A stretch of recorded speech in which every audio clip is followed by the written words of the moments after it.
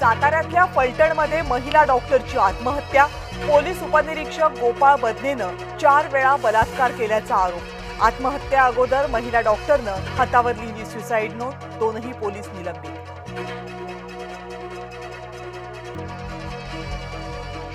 हमी भावापेक्षा कमी भावात माल विकू नका, मुख्यमंत्री देवेंद्र फडणवीसांचं शेतकऱ्यांना आवाहन.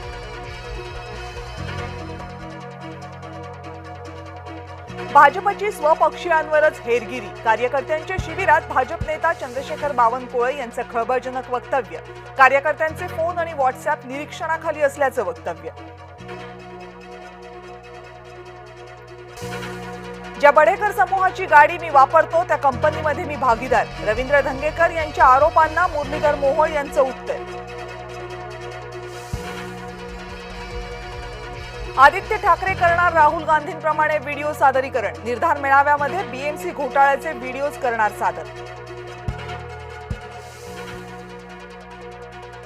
संभाजीनगरमध्ये राष्ट्रीय स्वयंसेवक संघाच्या कार्यालयावर वंचितचा मोर्चा. सुजात आंबेडकरांनी केलं नेतृत्व. संघावर बंदी घालण्याची केली मागणी.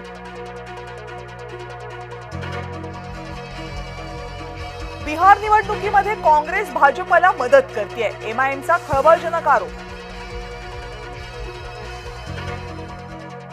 राज्यपालांच्या नेतृत्वात प्राकृतिक शेती मिशन सुरू करणार. मुख्यमंत्री देवेंद्र फडणवीसांकडून प्राकृतिक शेती मिशनची घोषणा.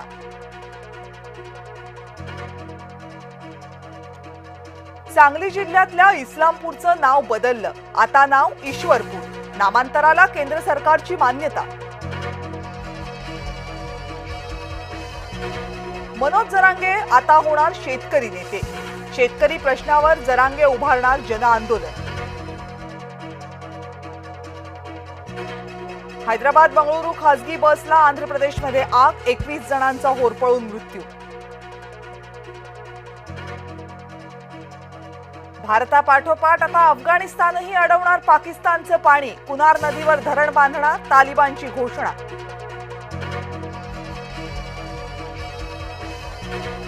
ऋषभ शेट्टीचा कन्नड चित्रपट कांतारानं मोडला छावा चित्रपटाचा विक्रम. जगभरात तब्बल 800 कोटींची कमाई. 2025 मध्ये सर्वाधिक कमाई करणारा चित्रपट. ॲड गुरु पीयूष पांडे यांचं निधन. वयाच्या 17व्या वर्षी मुंबईमध्ये घेतला अखेरचा श्वास.